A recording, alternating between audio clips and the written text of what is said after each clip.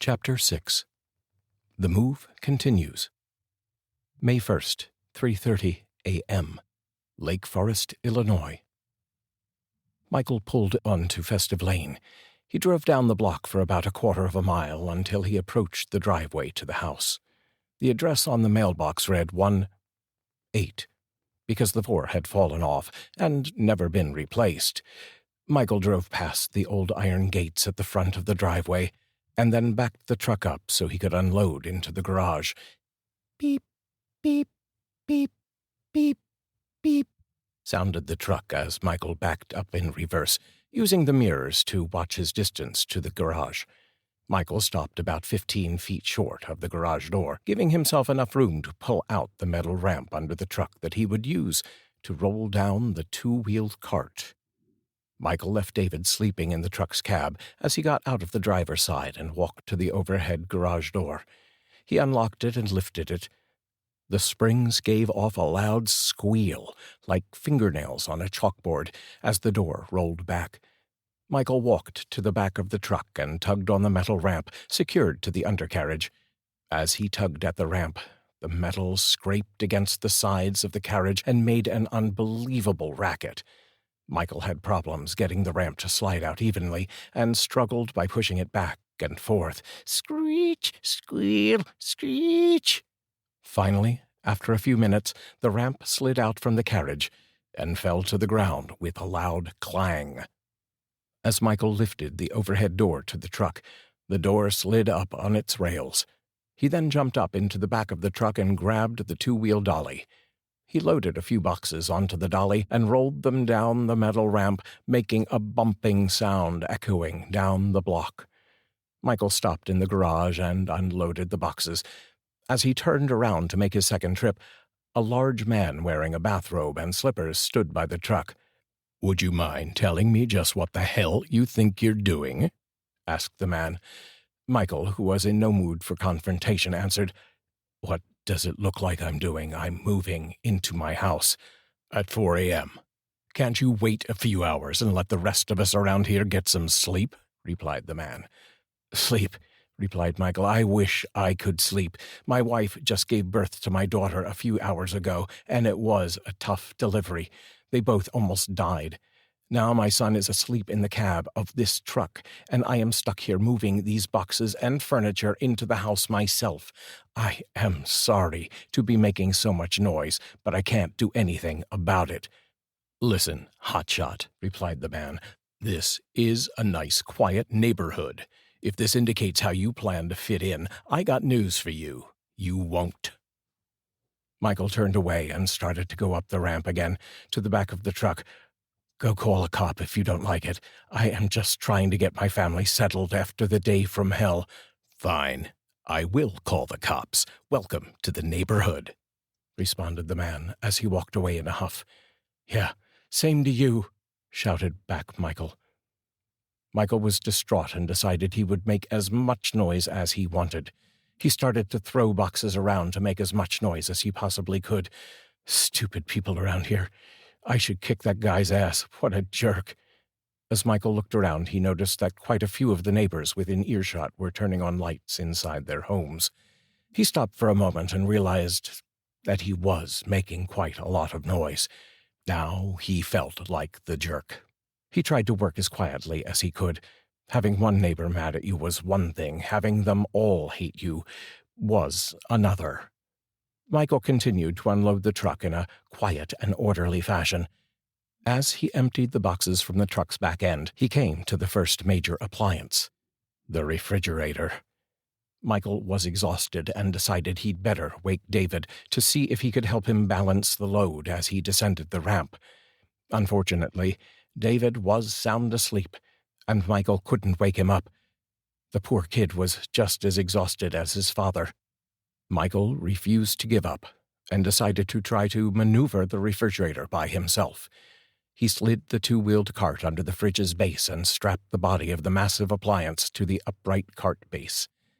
As Michael grabbed hold of the two-wheel cart, he pulled back, and the refrigerator barely budged. Michael set it back down. He took a few deep breaths and tried again. Putting all of his strength behind the pull on the cart, He grunted as the refrigerator lifted off the ground about 2 inches, but then he lost it again. He couldn't unload any of the other furnishings until he moved the refrigerator out of the way, so he had to try again. He waited for about a minute, and then prepared himself for the biggest pull of his life. He put on a pair of gloves, grabbed hold of the cart handle, and said to himself, 1, 2, and 3. Lift. The refrigerator came off the floor as if it weighed nothing at all. Michael nearly lost his balance because he was not prepared for the lift to be so easy. As the refrigerator leaned backward toward Michael, the top cleared his field of vision, and there was the face of the neighbor who had yelled at him 30 minutes earlier. "Well, I figured if you were going to be out here making all this noise, I wasn't going to be able to sleep anyway, so I thought you could use a hand," said the man. Smiling, Michael said, "Michael Carter, pleased to meet you." "Jack Stevens. I live next door," the man, now dressed in jeans and a sweatshirt, replied. As the two men walked the refrigerator down the ramp and into the garage, they set it down with a light thud onto the concrete subfloor. Michael walked over to Jack, extended his hand, and said, "Thanks." "Hey, I'm sorry about before. I was out of line. Are your wife and your baby okay?" asked Jack. "Don't apologize, Jack. It was my fault. You were right. I was making far too much noise and wasn't thinking about how it affected my neighbors. I didn't realize how late it was," replied Michael. "And yes, my wife and daughter are doing fine." Suddenly, from around the corner, both men heard, "Dad?" David awakened from his nap and stumbled into the garage. "Why didn't you wake me up to help you, Dad?" "I did, but you were too busy dreaming about your first garage rock band," replied Michael. "David, meet Mr. Stevens from next door. He is nice enough to give us a hand moving this stuff." Jack, a towering man next to Michael, much less to a 10-year-old, stepped up to David and shook his hand. "Nice to meet you, David." "Wow, you're a giant," David responded. "No, not really, David. I just look like one at 4 in the morning," Jack replied as he patted David on the head. "Well, new neighbors, what do you say? Shall we get this over with?" "Good idea, Jack. Can you help me with the washing machine now?" asked Michael as he walked toward the truck. "I will get the washing machine myself, Mike. You and David start getting these boxes transferred from the garage to inside the house," replied Jack. With that, Michael and David began to sort out the boxes to where they should be placed once inside the house. Ariana marked each box with a black marker so the distribution would be quick and easy. As they each grabbed a box, they stopped and looked up at the truck. Jack picked up the washing machine as if it were an empty box. He walked the washing machine down the ramp and right past Michael and David without dolly assistance. As he approached the door that led from the garage into the house's kitchen area, he asked, "One of you lads want to get that door for me? My hands are kind of full." David was in awe of Jack's strength and ran to hold the door open for him. Michael smiled and thought to himself, "Yeah, and I was going to kick his ass. Me, and what army." Michael and Jack moved the rest of the furniture into the house and placed it in the appropriate rooms. David continued to bring in the lighter boxes and put them in the correct rooms. As they continued to move the items, Jack and Michael talked about their lives and immediately developed a friendship. In his early 40s, Jack owned a freight company that he started with his father about 15 years ago. He was indeed a giant, 6'7", and had to duck each time he entered the house. He was married to a woman he described as kooky, and they had no children. He and his wife had lived in Lake Forest for the last 10 years. "So, Jack, did you know Martha well?" asked Michael. "Just the usual hi and bye stuff. I was only inside the house once every year when it started to get cold. She would come over and ring the bell to ask me if I could light that monster of a furnace in the basement. She was a strange old bird, but a very nice lady," replied Jack. "Yeah, she seemed the type to tend to stay to herself," said Michael.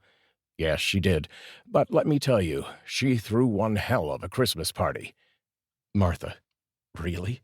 That surprises me, replied Michael. Yep. Every Christmas for as long as we have lived here, she would have a house full of people. I guess she bussed them in because there was never a car on the street. It was kind of weird. Lots of family, I guess, said Jack. That's strange. I could have sworn she said she was the last branch of her family tree.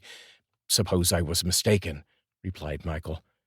As Michael and Jack returned to the truck to get the last piece of furniture, the sun rose over the trees to the east. Michael stared at the soft amber glow that set the trees ablaze and smiled.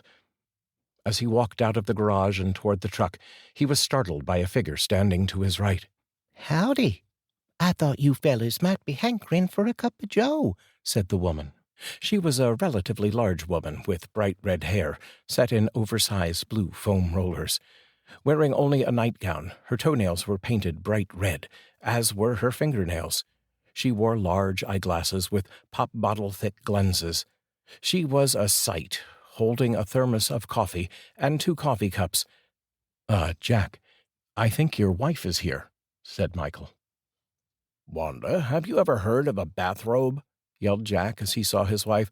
"Oh, hush up and introduce me to our new neighbors," she replied. "Wanda, meet Michael Carter and his son David. Boys, meet the wife," Jack announced. "Very pleased to meet you, Wanda. Coffee would be greatly appreciated right about now," said Michael.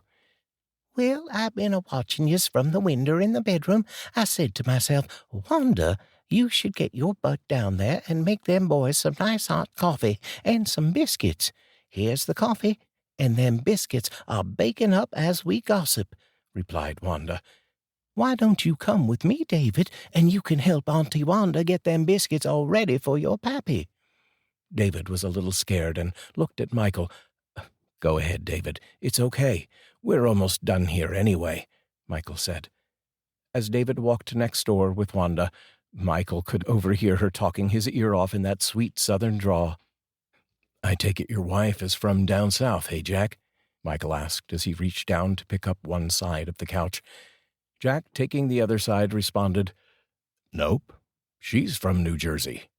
I told you she was kooky." Michael laughed as the 2 men walked down the ramp, through the garage and into the house, with the last piece of furniture.